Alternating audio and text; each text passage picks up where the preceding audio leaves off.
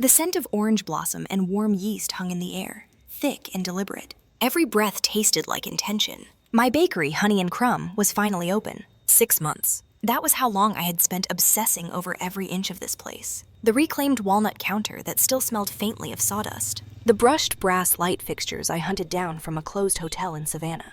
The low jazz vinyl humming softly from the speakers, curated song by song for this exact hour. I had built a sanctuary. Not loud, not trendy, elegant in a way that did not beg for attention. And in the center of it all sat the best table in the room. The family table. It was dressed in crisp linen, set with my finest crystal glasses, and marked with a small ivory card that read, "Reserved." It was 8 p.m. The table was empty. My phone buzzed in the pocket of my apron. I smiled without thinking. Finally. An apology, maybe. Traffic on Interstate 95 was always unpredictable. Someone missed a turn. Someone was running late. I pulled the phone out. Instagram refreshed. My brother Caleb had just posted a story. He was holding a plastic cup of cheap beer, grinning like a man who had never closed a deal in his life. My parents were squeezed behind him in the frame, laughing too loudly. Martin and Elaine, my lifelong audience of selective pride. The background was unmistakable. A generic sports bar, neon signs, televisions screaming highlights, sticky floors. The caption read, "Real opportunities do not wear aprons. Big things coming soon." I stared at the screen. The contrast was sharp enough to draw blood. Here I was, standing in a room I had bled for. There they were, celebrating mediocrity under fluorescent lights. They were not late. They were not lost. They had chosen not to come. The realization did not arrive as sadness. It did not ache or sting. It landed with the clean, mechanical click of a lock turning. My eyes stayed dry. A baker learns early that excess moisture ruins a crust, and tonight required precision. I walked to the family table, lifted the reserved card, and snapped it cleanly in half. The sound was small. It still felt like a gunshot. I scanned the room and noticed a young couple hovering near the entrance. Hands linked, eyes hopeful but unsure. I caught their gaze and waved them over. "This table is open," I said calmly. "Best seat in the house." They looked stunned, delighted. As they sat, I pulled out my phone one last time. I did not open Instagram. I opened my messages and typed one sentence to my father. "The table is open to paying customers. Do not bother coming." Then I put the phone on silent and went back to the kitchen. For the rest of the night, I did not think about them. I thought about dough hydration. I thought about oven temperature. I thought about the quiet smile that crosses a person's face when they take their first bite of a perfect croissant. That focus was something my family had never understood. They thought Honey and Crumb was a cute little hobby, something I did while Caleb was busy being a visionary. He was always ideating, always networking, always one meeting away from greatness. I was the reliable one. "Beatrice is so steady," my mother liked to say, as if steadiness was a consolation prize for being forgettable. They never saw the fire it took to be steady. They never saw the burns on my forearms, the flour that lived permanently in my lungs, the 15 years of 4 a.m., alarms and double shifts at commercial bakeries so I could save every single dollar myself. I am Beatrice Hale. And that night, for the first time in my life, I stopped waiting for my family to see my worth. The next morning, I woke up before my alarm. That was not unusual. My body had been trained by years of pre-dawn mixers and proofing schedules. Even on my first official day open. Even after locking the doors close to midnight. My mind still snapped awake like I had forgotten something in the oven. The street outside Honey and Crumb was quiet. The kind of quiet that makes you hear your own breathing. I unlocked the front door, stepped inside, and let the scent of yesterday settle around me. Butter, vanilla, a faint trace of espresso. It should have felt like victory. Instead, it felt like a warning. I checked my phone and saw the damage I had refused to look at the night before. 19 missed calls, 14 texts, all from my father. I did not open them right away. I poured myself a black coffee and stood behind the counter, watching the crema swirl and disappear. I let the silence stretch. I let my heartbeat slow down until it matched the steady hum of the refrigerators. Then I read the first message. "Beatrice, stop being dramatic." The second, "We had to support Caleb. You know how important this is." The third, "Call me back. We need to talk about something serious." It was always something serious when they wanted something from me. My father never called to ask how I was holding up. My mother never texted to say she was proud. They did not check on me the way you check on a person who just poured their entire life into something fragile and new. They checked on my availability. My phone buzzed again. A call. "Dad." I watched it ring until it stopped. Then it rang again. And again. I set the phone face down like it was a hot pan. The bell above the door chimed at 8:47 a.m. I did not need to look up to know who it was. My father had a way of entering rooms like he owned them. Heavy steps, no hesitation, no awareness of anyone else. Martin Hale walked into my bakery wearing a navy polo and khaki pants, the uniform he chose when he wanted to look like a businessman without doing business. He did not glance at the pastry case. He did not admire the space. He did not inhale the air like it mattered. He locked onto me. "Rough night," he said, leaning his elbow on my counter like it was his counter. "I saw the lights on late." "I was working," I said, wiping down the espresso machine. "That is what opening a business looks like." He let out a short laugh, the kind he used when he wanted to turn my effort into a joke. "Always with the attitude, Beatrice." I kept wiping. The metal shined under my cloth. I focused on the motion. Smooth, circular, controlled. He cleared his throat like he was about to give a speech at a Rotary Club. "About last night. We did not mean to miss it." "You chose to miss it," I said. His jaw tightened. Caleb had a huge opportunity. There were people there, investors. It was important that we showed up for him. "During the playoffs," I said, flat and quiet.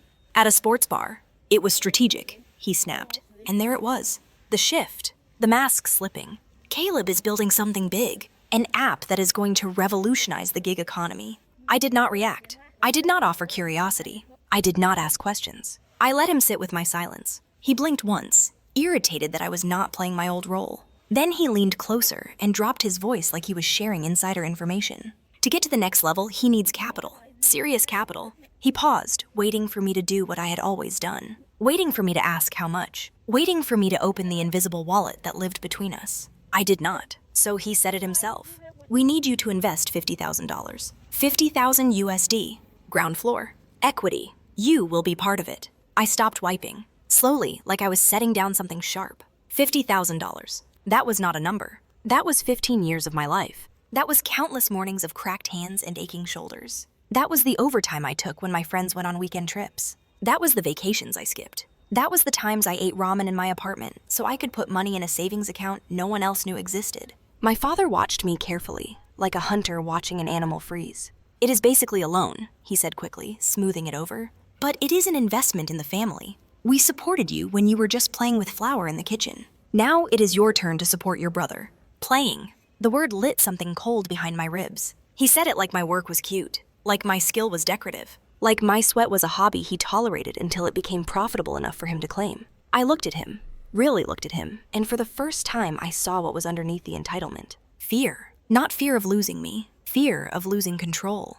Because my bakery was not just a business. It was proof. Proof that I could build a life without their approval. Proof that I could be successful without Caleb being attached to it like a shiny logo. Proof that the story they told about our family was a lie. Caleb the genius. Beatrice the steady one. Martin and Elaine, the proud parents of potential. My success broke that myth. So they were trying to drag me back into my old position. Safety net. Backup plan. Quiet little sister who fixed problems and never asked for thanks. I felt it with sudden clarity. This was not about helping Caleb. This was about keeping me small. "No," I said. My father frowned like he had misheard me. "Excuse me?" "No," I repeated, calm and crisp. "I am not investing. I am not lending. The bank is closed." His face darkened. The concerned father act fell away, and the bully stepped forward. "You owe us," he said, voice rising. "We raised you. We fed you. We tolerated this little hobby. Do not be selfish." "Selfish," I repeated, and a laugh slipped out of me. It was not warm. It surprised both of us. Selfish is skipping your daughter's grand opening to drink beer with your son. Selfish is asking for $50,000 USD the morning after you humiliated me. His nostrils flared. "Watch your mouth." "I am done," I said, and the words felt like clean air. "Get out." He did not move. He planted his hands on the counter, leaning in, trying to make his body a threat the way it had been when I was a child. "You cannot talk to me like that. I am your father." I stepped around the counter and faced him fully, close enough to see the tiny vein pulsing at his temple. "And you are trespassing," I said. He scoffed, but it was thin. "This is a family business." "No," I said. "This is my business." His eyes flicked over my face like he was searching for the old weakness, the guilt, the obedience, the part of me that would fold. He did not find it. I reached into my apron pocket and pulled out a small notebook. Not a prop, not a performance, my ledger. I opened it to the first page and held it between us. "Let us talk about family support," I said. 2015. I asked you to co-sign a small business loan. You said no because your credit needed to stay available for Caleb's car. 2018. I needed help moving into my first commercial kitchen. You were busy helping Caleb move into his third office for a company that never launched. 2020. I asked to borrow $500 for a mixer. You laughed and told me to get a real job. I snapped the notebook closed. The only thing you contributed to Honey and Crumb, I said, was the motivation to never need you again. His mouth twisted. Stop keeping score. I am not keeping score, I said, and my voice dropped into something dangerously even. I am checking the receipts, and you are overdrawn. He stared at me like I had slapped him. I took a slow breath. I let the moment settle, heavy and final. Listen carefully, I said.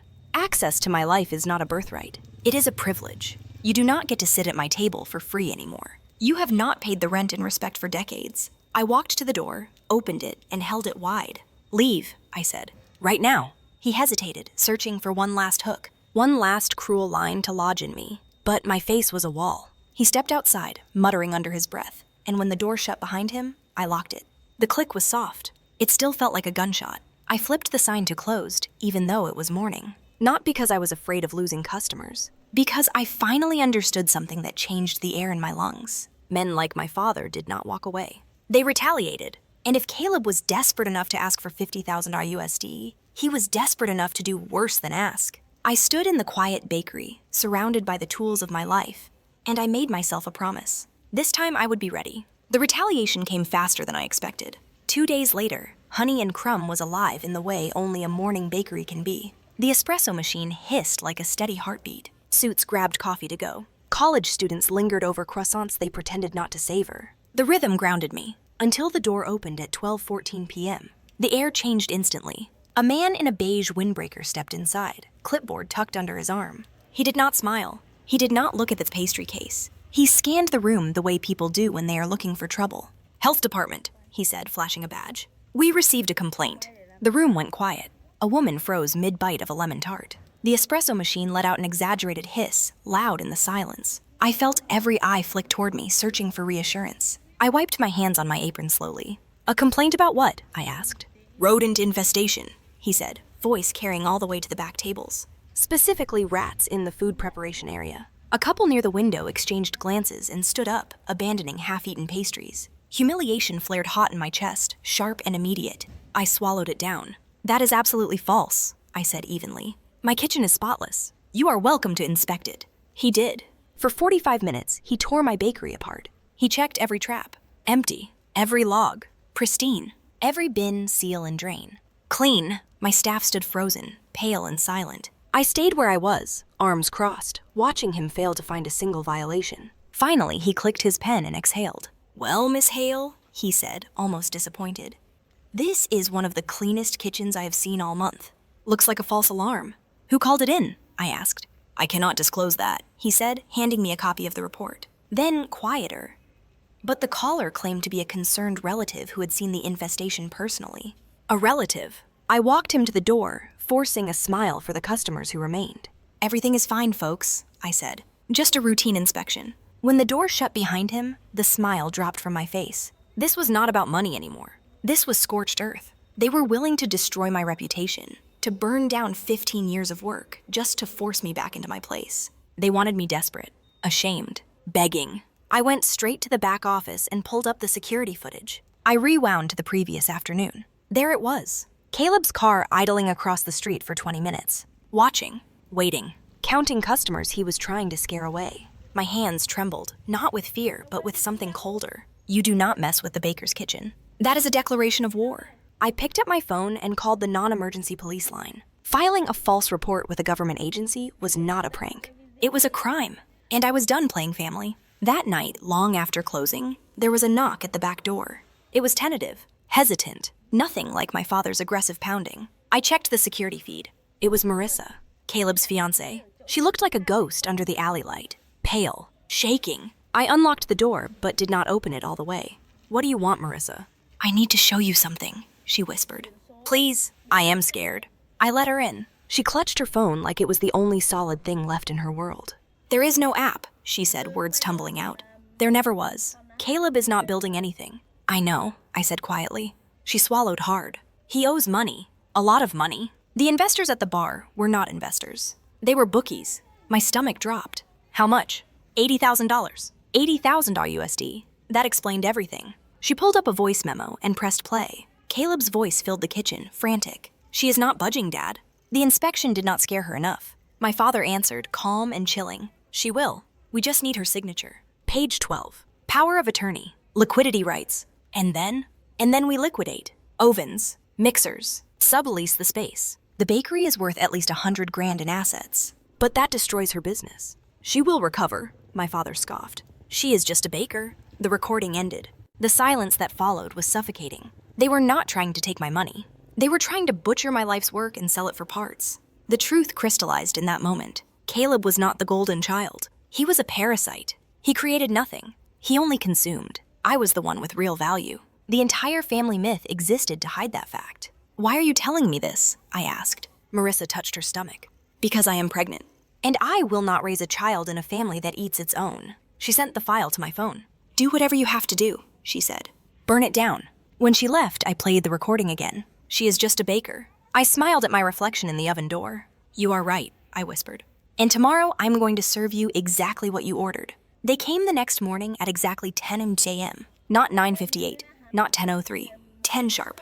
My father taught us that punctuality was power. Arriving on time meant you were in control. Arriving early meant you were desperate. Arriving late meant you were sloppy. They arrived on time because they thought they were about to win. I unlocked the front door and let them in without a word. My father, Martin, walked first. Confident, smug, carrying a black leather briefcase that had never once contained anything of value. Caleb followed behind him, jittery, eyes already scanning the room. Not admiring. Assessing. The espresso machine. The ovens. The mixers. He was calculating resale. We are here to help you clean this mess up, my father said, setting a thick stack of papers on the counter like he was placing a crown on my head. The inspection spooked people. But this partnership will stabilize things. Rebrand. Fresh start. Caleb slid a pen toward me. Sign here, he said quickly. And here. We will handle everything else. I picked up the pen. They both relaxed. That was the mistake. Instead of signing, I pressed a button on my phone. The bakery speakers crackled softly. Then Caleb's frantic voice filled the room, amplified, undeniable. She is not budging, Dad. The inspection did not scare her enough. Caleb froze. My father's hand hovered mid-air. Then my father's voice followed, calm and surgical. Page 12. Power of attorney. Liquidity rights. The color drained from Caleb's face so fast it looked like someone had pulled a plug. And then we liquidate, the recording continued. Sell the ovens. Sell the mixers. Strip it for parts. She is just a baker. The words echoed off the tile and glass. No music. No customers. No escape. You recorded us, my father whispered. No, I said, setting the pen down carefully. You recorded yourselves. Caleb's breathing went shallow. Fast. I can explain, he said. Beatrice, please, this is not what it sounds like. I reached under the counter and pulled out a manila envelope. This is not a partnership agreement, I said. Inside you will find two things. I slid it across the counter. First, a restraining order. Both of you are barred from coming within 500 feet of this bakery or my home. My father's face twitched. Second, I continued, a copy of the police report I filed yesterday regarding the false health department complaint. That was not me, he snapped. It was, I said calmly. And filing a false report is a misdemeanor. Conspiring to defraud a business owner using power of attorney is a felony. Caleb's knees buckled slightly. He grabbed the counter to steady himself. You would send your own family to prison, my father hissed. I am not sending anyone anywhere, I replied. I am stepping out of the way while consequences arrive. Caleb dropped the pen. Please, he said, voice cracking. I just need time. I will pay it back. I swear. You have been saying that your entire life, I said. I walked to the door and opened it wide. Get out, I said. Now? For the first time, neither of them argued. They did not threaten. They did not insult me. They did not demand obedience. They ran. They fled like men who had just realized the ground beneath them was not solid, but a trap door. I locked the door behind them and leaned against it. My hands were steady. 1 month later, Honey and Crumb was fuller than it had ever been. Word travels fast when a place has integrity. The morning light poured through the windows, catching dust motes dancing in the air. The reserved sign was gone forever. Every table was open. Every seat was filled. I was boxing up a dozen croissants when I noticed it. A $20 bill on the counter. Under it, a folded napkin. The handwriting was precise. Controlled. Integrity tastes better than anything. Beside it was a check. $2,500. A tip. I looked up, but the man was already gone. The city's most notorious food critic had come and left without a word. I glanced around the bakery. My lead baker laughing with a regular. My barista perfecting a latte heart. The hum of a place built on mutual respect. This was my family now. Not blood. Not obligation. Not guilt. Flour. sugar, trust. I did not lose a family. I gained my freedom. If you have ever had to build your own table because the people who raised you refused to give you a seat, share this story. You are not alone. 3 weeks after they ran out of my bakery like the building was on fire, my phone buzzed with a number I did not recognize. It was a detective from the county. His voice was neutral, professional, the kind of tone that does not care about family dynamics or childhood trauma. Ms. Hale, we have reviewed the report you filed. We have also obtained the audio file you submitted and the supporting timeline from your security footage. We are moving forward. I did not ask what that meant. I already knew. You do not file a false complaint with a government agency and then show up 2 days later with paperwork designed to strip a business for parts. That is not a misunderstanding. That is a pattern. 2 days after that call, my mother showed up alone. Elaine did not come through the front door. She slipped in through the side entrance like a woman trying not to be seen. Her hair was perfect, her lipstick intact, but her hands were shaking. She stood near the pastry case and did not look at the food. She looked at me like she was trying to memorize my face, as if she had finally realized I was a stranger. "Beatrice," she said softly. "Can we talk?" I did not move from behind the counter. "You can speak," I replied.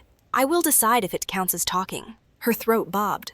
"Your father is furious. Caleb is spiraling. He says you ruined his life." I stared at her. The audacity still managed to surprise me. "Caleb ruined his life," I said. "I just refused to let him use mine as a spare." She flinched, like the truth had physical weight. "Those people he owes," she whispered, leaning in, voice cracking. "They came to the house. They were not polite. They were not patient. Your father tried to handle it, but he cannot. He is not as powerful as he thinks." So that was it. They were not here for reconciliation. They were here because the bill had arrived, and for the first time, it was addressed to them. Elaine swallowed hard. "We need help." I looked around my bakery, my staff moving quietly in the background, customers laughing at a corner table, the steady pulse of the place I built without them. Then I looked back at my mother. "No," I said. Her eyes filled with tears, and for a split second, she looked like the version of herself I used to chase. The version that might have hugged me if I had been a different child. A shinier child. A child who made her look good. "You cannot do this," she whispered. "We are your family." I breathed in slowly. "Family does not mean you get unlimited access to me," I said. "Family does not mean you get to sabotage my livelihood and then call it love. Family does not mean I pay the debt for the child you raised to believe consequences were optional." Elaine shook her head, desperate. "Your father says you will regret this." I leaned forward slightly, lowering my voice so it landed clean. "I already regretted it," I said. "For 15 years. Regretted every check I wrote. Every time I stayed quiet. Every time I let you treat my work like it was nothing. I am not doing that anymore." She stared at me, stunned by the simplicity of the boundary. Then outside I heard it. Sirens. Not close enough to shake the windows. Close enough to be real. Elaine's face drained. She backed away like she had been burned. "You called them," she whispered. "I did not," I said. "You did." She stood there one more second, trembling, then turned and hurried out the side door without another word. Later that afternoon, my phone lit up with a message from an unknown number. A single line. "You are dead to us." I stared at it, waiting for the familiar pain to bloom. It did not. Because the truth was, they had made me dead to them a long time ago. They just never said it out loud until I stopped being useful. I blocked the number and slid my phone back into my apron pocket. Then I turned to my ovens. I checked my proofing schedule. I adjusted the temperature. I dusted flour onto the table like a clean white boundary line. Outside, people came and went. They sat at tables that were never reserved for blood anymore, only for respect. And that night, when I locked the doors, the silence did not feel lonely. It felt earned. So tell me, was I too cruel for refusing to save them after everything they tried to do to me? Or was that the moment a scapegoat finally stopped feeding the myth that was killing her?